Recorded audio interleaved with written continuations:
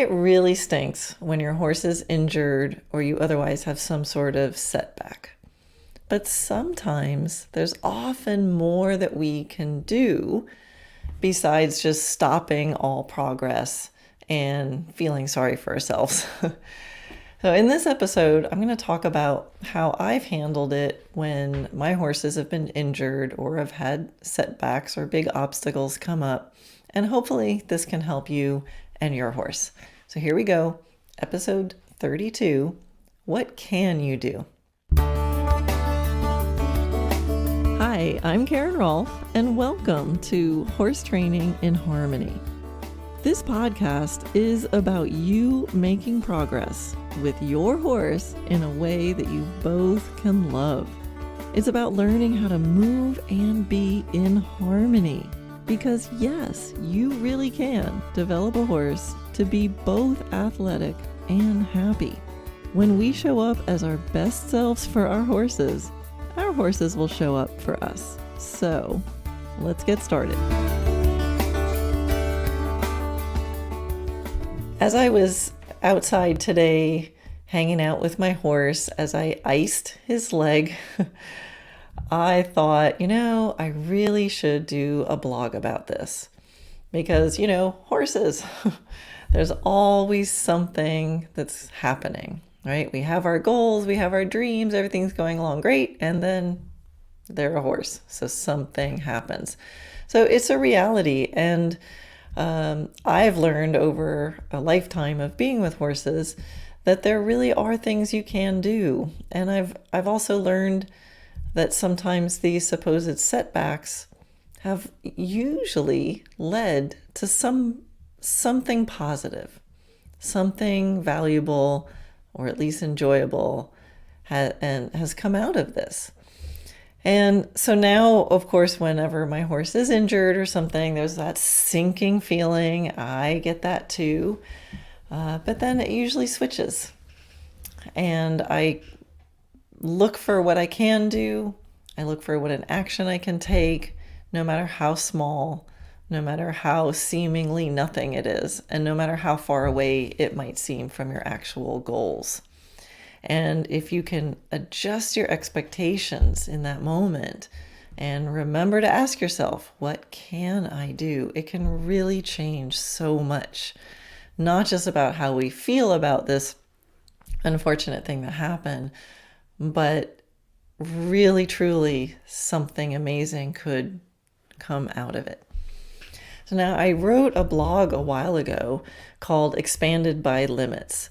So I'm going to, in this podcast, kind of talk a little bit about some of the things that I have in that blog. So it'll be maybe sounding familiar to people who've read that blog, but then I want to expand upon some of the things that I mention in there. So the idea of the blog was to not let limits limit you. So it's easy to focus on what we don't have and what's not working perfectly or what we can't do, right? Horses go lame, schedules change, our bodies aren't always perfectly sound and healthy. And these could all be reasons why we don't achieve. But what if these could be reasons why we do achieve?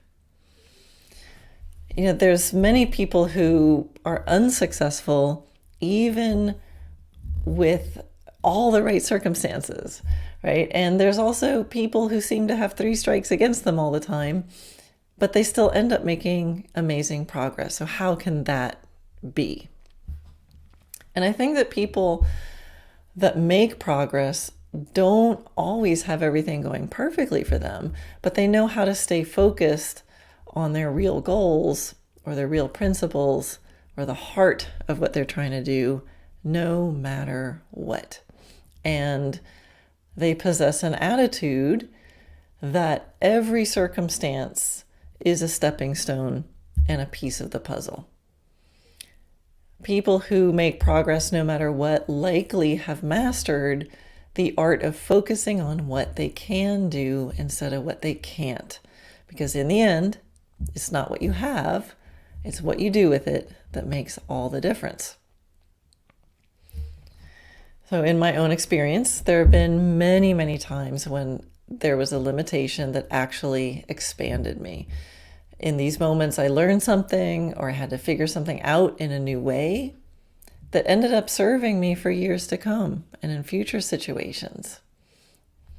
I've had to unexpectedly change the way I normally did something. And because of that, I found results that I never would have found without that particular challenge. I noticed when I was traveling a lot, and I do clinics all around the world, and I noticed that it was the students who were in maybe remote areas who came in sort of, I don't say complaining, but saying, oh, we just have nobody here locally to help us. It was those students that were often the most successful. They were blowing me away with what they were achieving with their horses. And there was something about their realization that they had no help around them made them focus even stronger and try even harder. And so it was sometimes these most remote areas with no local help, and the horsemanship that they were showing me was unbelievable. So they had to learn how to focus and learn how to stay motivated. So there is a benefit to having to try a little harder, to having to be a little more curious, to be more creative, and to be more self-disciplined. I think sometimes students and, myself, this is all stuff I've experienced, we can get complacent with the luxury of a local daily instructor. It's like, I remember a lot of times when I was, teaching full training students, I'd say, well, what do you want to work on today? They're like, I don't know. And they didn't have to think about what they wanted to work on because they knew I was going to help them that day. So your progress isn't necessarily dependent on how many lessons you take or don't take. It's dependent on how you maximize every experience that you have. So it's about being resourceful. And if you look up the definition of resourceful, it says having the ability to find quick and clever ways to overcome difficulties. So I love the idea that when you have a limit, when you have an obstacle, when you have a quote unquote setback, because it might not be a setback, but something happens, how can you be resourceful? And that's what that question, what can I do? What can I do? Will cause you to become more resourceful. So a few stories. I think I've told this story before on this podcast. I've told it a lot, so maybe it was on the podcast, but there was one time when I was competing my horse Vivaldi, and it was actually the first CDI that I ever did. So internet, FEI level and run under the FEI rules. And under those rules, if you scratched one class, you were done for the show. Like you couldn't pick and choose what class you wanted to do. And which is fine, except I got food poisoning. We ate at a local restaurant and that chicken pot pie just wasn't agreeing with me. And I had really bad food poisoning. And I had to ride early afternoon. So, it was like 3 hours before my class. I still couldn't even get out of bed. So I'm like, what am I going to do? And this was a horse that was pretty low energy, kind of, had to do a lot of riding to get things to happen. I think it was the Pre-St. George that day. And normally, he needs a lot of loosening up and energizing and all this stuff. So I couldn't do any of that. I managed to get myself to the showgrounds. I could barely stand up. And I thought I could just get through this ride. And so what I did was I got on the horse and I just walked around. I just did walk work, which was the worst kind of warm up, I thought, for him. And then I'd go over to where my instructor was and she had the pee off whip and we'd just pee off him. And then I'm like, oh, that's enough bouncing. And then we just go back to walking and walking and walking, lateral work, collected, extended, walk, walk, walk, come over to my instructor, we'd pee off him a little bit. And then there came my time and I had to go in the arena. Now I'm very, my goal at that moment was to not have anything come out of my body that I didn't want to. So I'm happy to report I made it through the test. Everything stayed inside my body where it belonged. And I think we got like a 64% at Pre St. George in our first CDI with multiple judges. And I was just blown away. I never would have picked that warm up. Never in my dreams would I have thought that would be a valuable warm up. My score was about the same as I had been getting in other shows. So that really interested me and said, maybe there's some other ways. And the thing was, he wasn't nearly as tired. He wasn't stressed out nearly as much as I think he usually was at shows. Some other examples. My horse Ovation, at one point, he was having a lot of trouble learning collection. And somewhere at the beginning of that stage, second, trying to be third level, he had an injury and he had to have a lot of stall rest. And then we had to spend 1 month of just walking. We did the hand walking thing and then 1 month walking. And, of course, I was really bummed out. So much time lost. We were having trouble anyway. I lost all that time. But during that walk, and it was a front end problem. So the good news about front end lamenesses is, if you're a dressage rider, is then you can collect, right? So that's what you're trying to do anyways, lighten the forehand. So you can think about asking your horse for collection, and it could be fair because it's actually lightening the pressure on the front end. So during that walk time, we spent a lot of time refining our collected walk, and just collected walk, free walk, collected walk, free walk. A month of this. Through that process of doing what I can do, I can walk. So how can I do, what can I do at just the walk? By the time we started trotting again, his first trot steps were in better balance, better collection than the last sessions I had with him before he injured himself. So, log that in the journal. Dear diary, taking the time to go slow, taking the time to refine the walk. And that's sort of a general rule, just gymnastically for dressage training. Even if your horse is healthy, the walk is such an important gait. And through the years of multiple experiences like the one I just described with Ovation, I have learned the power of just walking.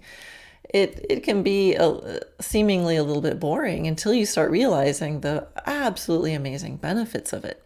So my advice would be, don't wait for your horse to be injured to maybe try going deep into the walk and really looking at the dynamic of collection. So I really just put the microscope up to what happened in the first moment that I start to sit up for collection.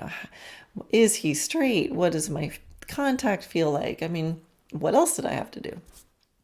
Paid off unbelievably. In fact, I'm not sure, well, we probably would have gotten where we are today, but that moment was so breakthrough. I think it would have taken longer, and maybe he wouldn't have been as successful as he had been after having to have that kind of a break. Now, another horse that I've had, Solana, unfortunately had in 2016, she had a bout of laminitis, no rotation, thank goodness. But it was, it was bad enough that then we had, a lot of time just in the stall, and then very gradually coming back. And now that was front end lameness too. But I mean, she was pretty uncomfortable. There were lots of times, she couldn't really walk. So here we were in the stall. What can I do? So a lot of silly horse tricks, a lot of picking things up and handing them to me, and, little silly things like that, which are actually valuable. And I'll talk a little bit more about those. But as far as dressage, there she was. I wasn't sure how she'd come back, and she's come back fine. She's doing awesome.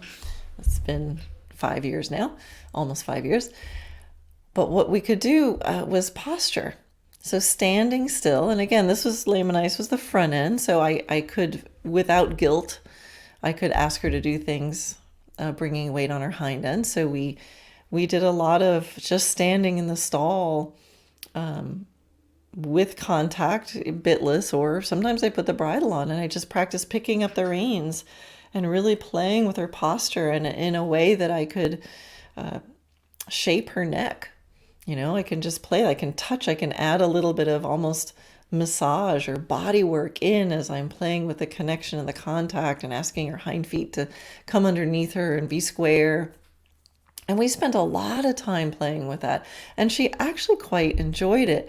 And because of the posture of dressage, it's a posture of pride. It's a posture of balanced, calm pride.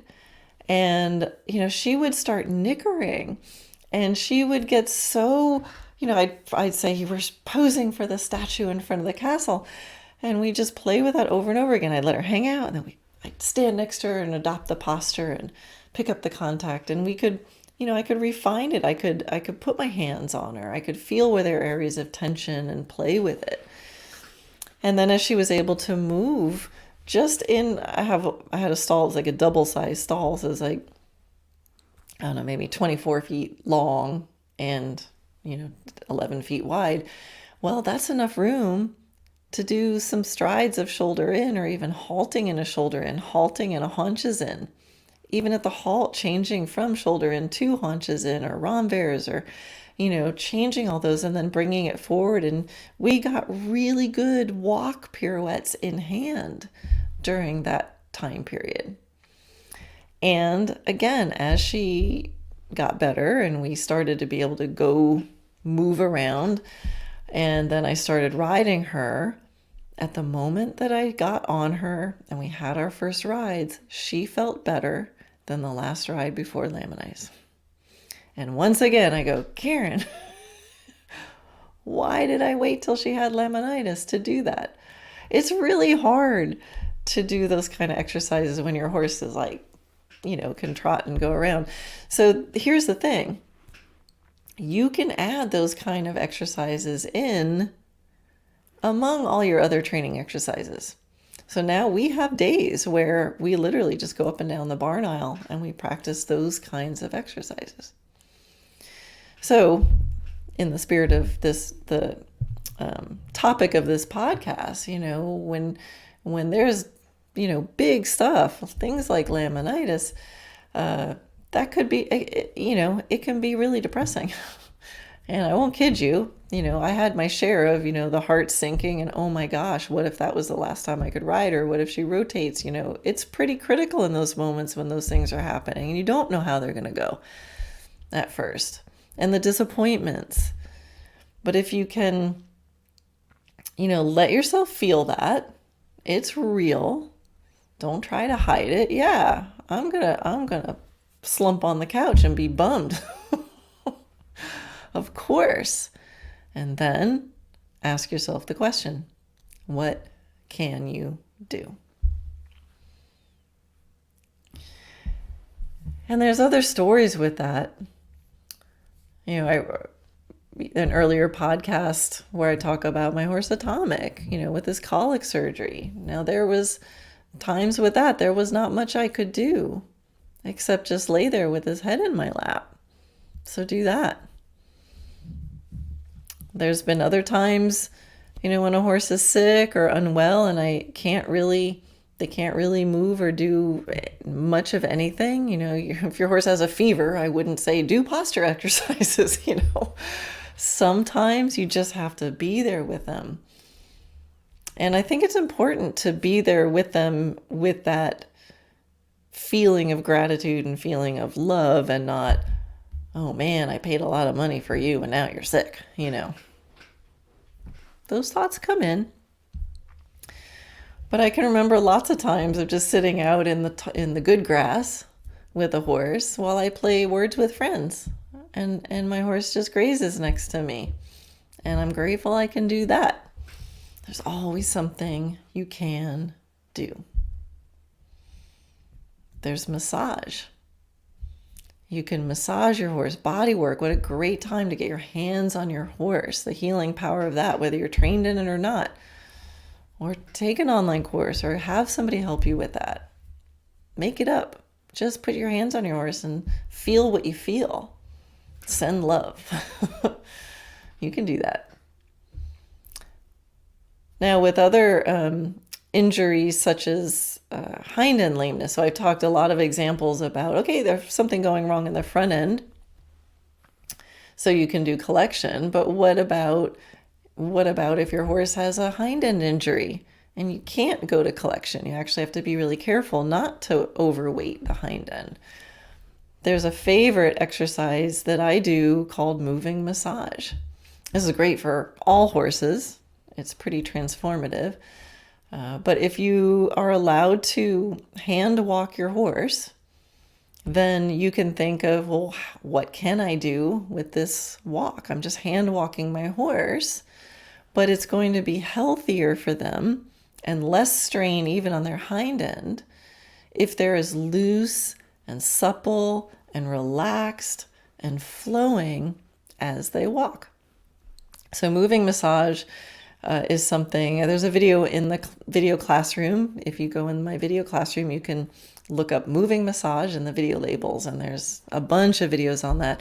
There's actually, in the video classroom, there is a video called Exercises You Can Do in a Horse's Stall.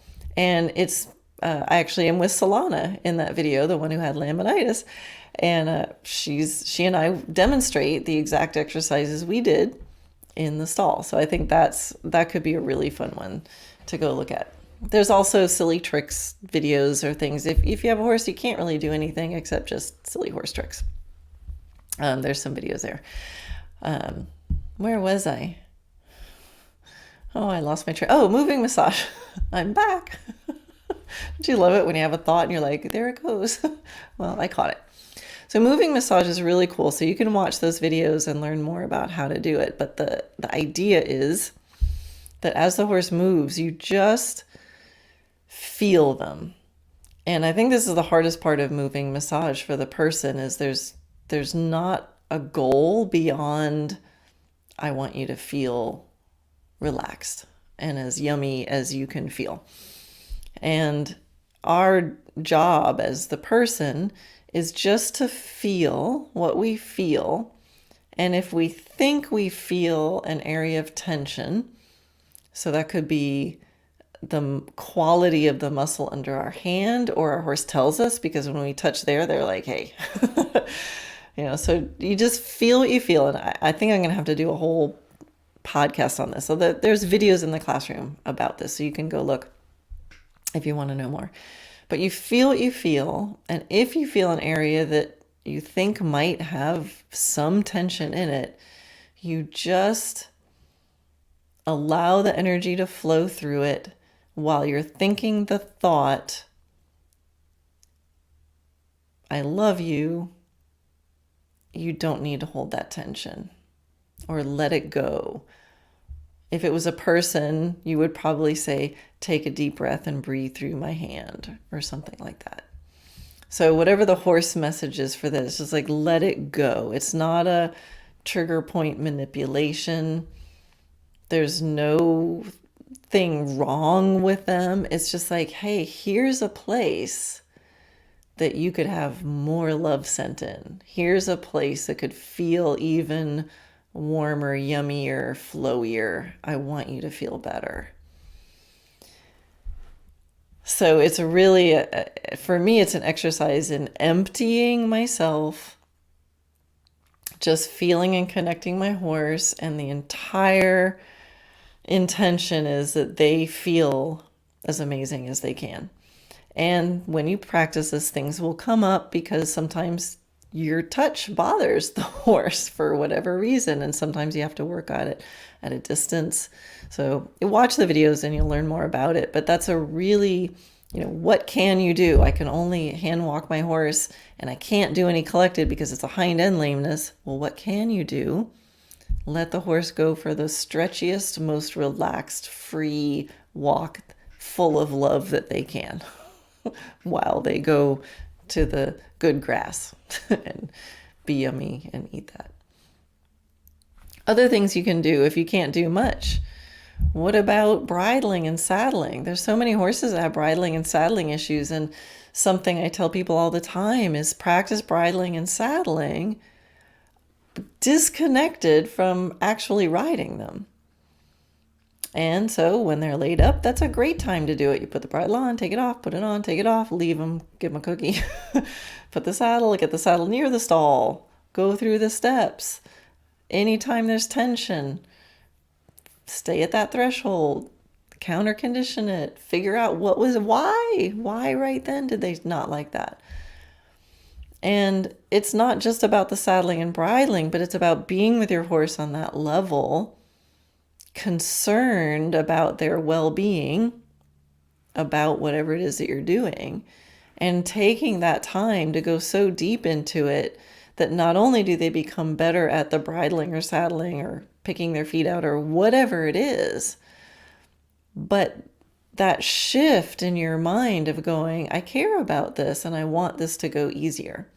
And it's not, you could do this and have it be like, haha, now I'm going to really train this horse to be submissive on this. No, that's not what we're talking about.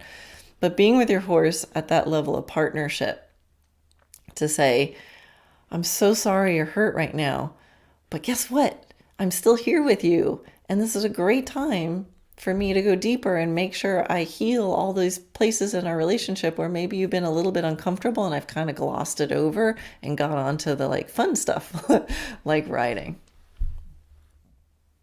Sometimes your limit might be time or space or footing, or countless other things. So it might not be just injury. It might be it's snowy and icy, so I can't ride. It might be it's too hot and I can't ride. Maybe it's I only have a couple minutes. Maybe it's you. Maybe you're lame or somehow, can't do the normal things that you do. Whatever it is, always ask yourself, how can I make the best of it? And artists and musicians often will do this on purpose. They create limits for themselves in order to expand their skills.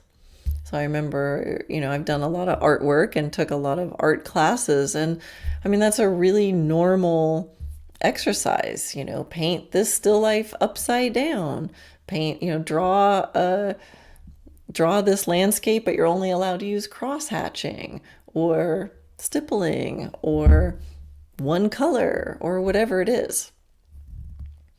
So if you set up some kind of constraint, it's going to force you to think differently.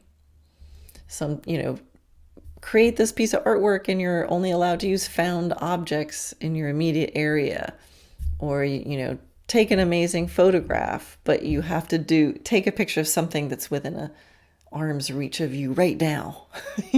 How could you do it?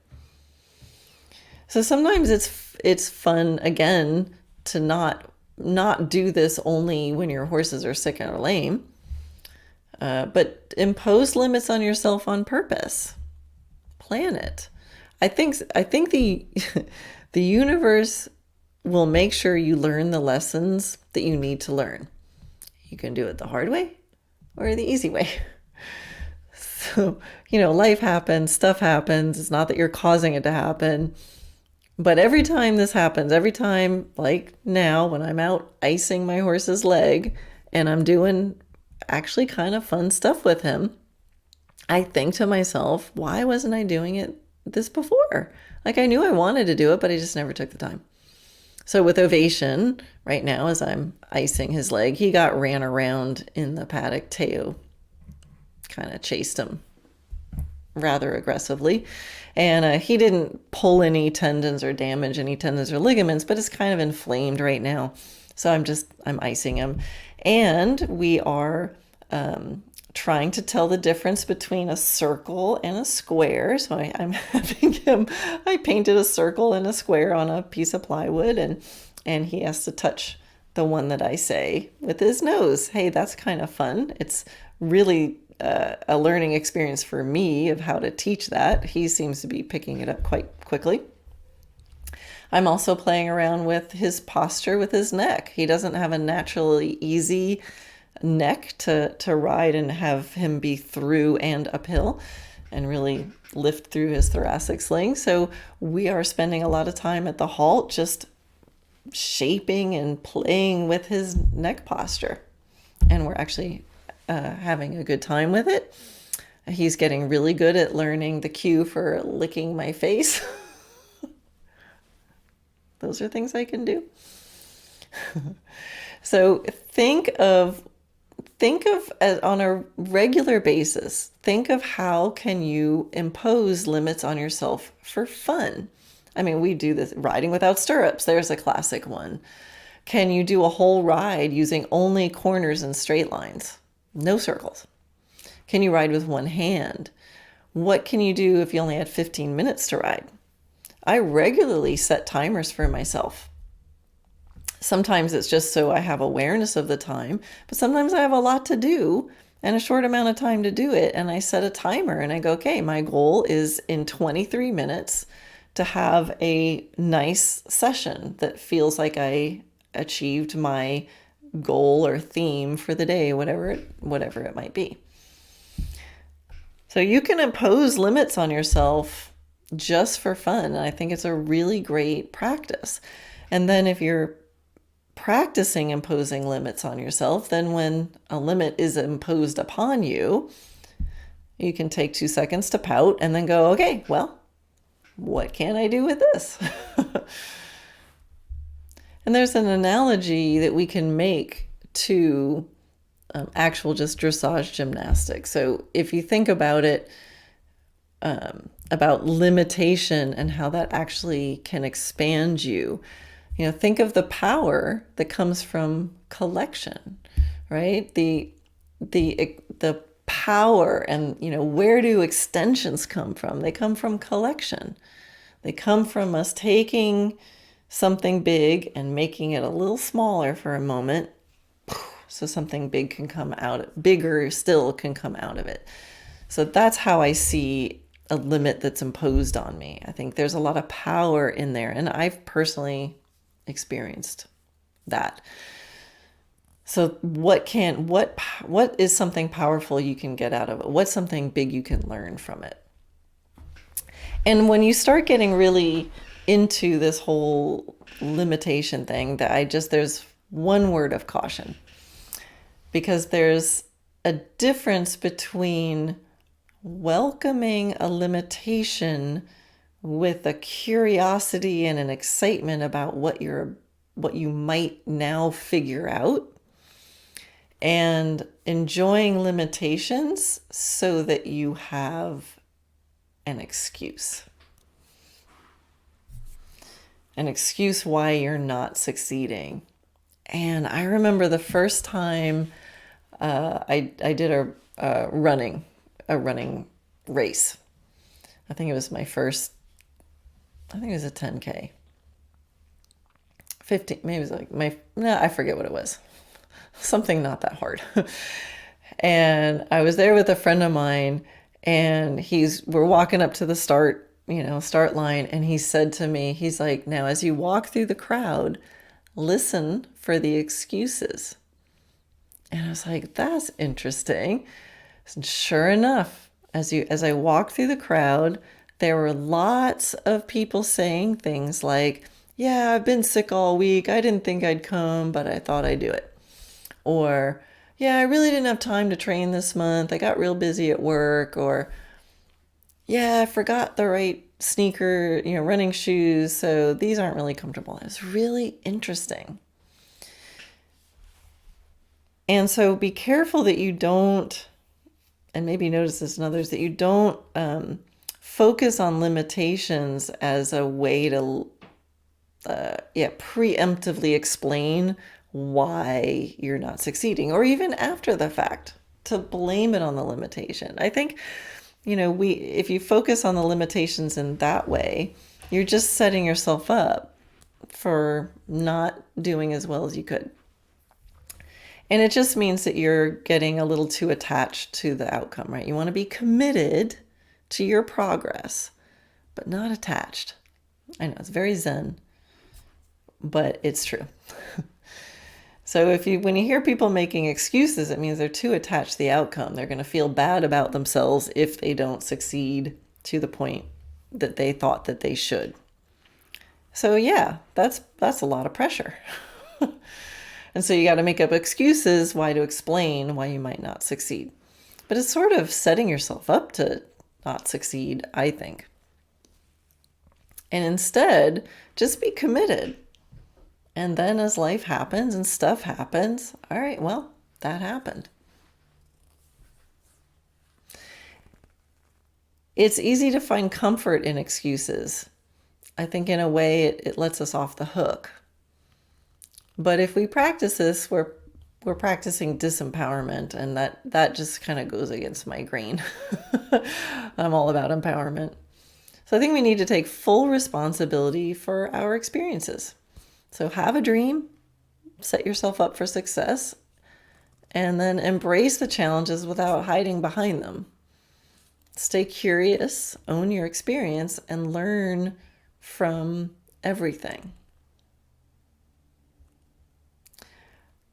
And I know, it's a kind of a weird, subtle point, probably outside my scope of expertise. I'm not a psychologist. But I have found that sometimes there's some people, and maybe I've experienced this in myself a little bit too, that if you really want something, there's almost, and you feel like it's hard and maybe you're not going to make it, there's almost a sense of relief when there's a good reason why you can't. I'm just kind of thinking of this. I don't have notes on this, so maybe I should have thought about this before I start saying it out loud on a podcast. But I think I've experienced that there's like a little bit of like, oh, good. And I just think you gotta watch out for that one. Because what you put out to the universe listens, I think. Your brain is listening. And your brain is pretty powerful. It will make it so. And so I think this is where it's the slippery slope of embrace the limitation. Don't turn it into an excuse. Be excited about what you might learn from it without feeling relief that it's a good reason for why you're not going to succeed. And maybe at some point I'll flesh out those thoughts. You'll have to post in Dressage Naturally on Facebook group when you listen to this and be like, is this something? Am I on to something? Anyway, let's get back to the positive. Focusing on what you can do. There's a quote by someone named Frank Clark, and he says, if you find a path with no obstacles, it probably doesn't lead anywhere. And I think this is why we have to just not think that people who succeed just have clear sailing. It's not that. We all have stuff that happens, stuff that gets in the way. And whatever gets in the way, okay, so that's happening. What can you do? And I think you'll be really amazed at what you find when you practice this. And I really do hope you post in the Dressage Naturally on Facebook group and let me know what you discovered with this. You know, what did you figure out that you could do that you didn't think you could do? How creative did you get? Because I think this is something we can share ideas with too. I mean, I shared a bunch of ideas, and there's lots more ideas of what you can do with any particular challenge. And I think that attitude of action taking, even if the action is just being, feels so much better than being helpless. And like I said, just time and time again, something has happened that could have stopped me in my tracks, that could have stopped my horses in my tracks. And there's always a way forward. There's a way to keep forward movement, keep movement, even if it's just energetic movement. Because what's the alternative, right? Excuses, depression, giving up, and that's no fun. So let's all keep going. Focus on what you can do. And if you need ideas, you can check out those videos in the video classroom for moving massage and silly horse tricks and exercises you can do in a stall. If you can't find them, just tag me in a post in the Facebook group and I'll help you find them. And that's it. Onward and upward. Thanks.